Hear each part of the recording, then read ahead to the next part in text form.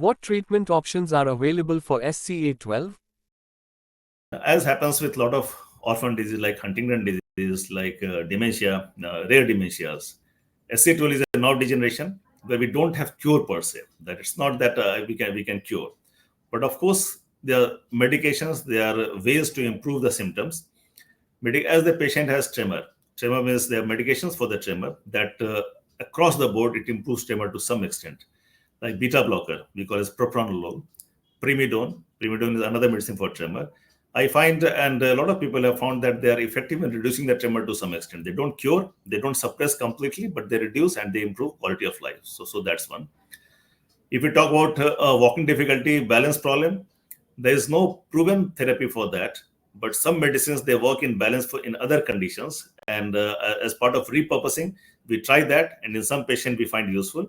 For example, there is a medicine known as amantadine that helps in balance in Parkinson disease, and we use in this condition also. And in some patients they find partial improvement. Very interestingly, we have found that SCA12 patient has dopamine deficiency also. We have a study, and we have seen patients in SCA12 patient when we send for dopamine scan known as TRODAT scan, we found that dopamine is also less. That means Parkinson medication like levodopa can be used, and I have used that with partial success.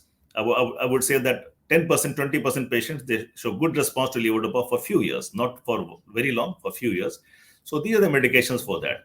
And so medications can be beta blocker, primidone for tremor, amantadine, and levodopa for slowness and balance. So that is medication. But we must understand that this is a progressive condition. And apart from medication, what helps is, first of all, being positive, being motivated that I will do something, I will do exercise, I won't be bogged down by disease. And exercise is very important.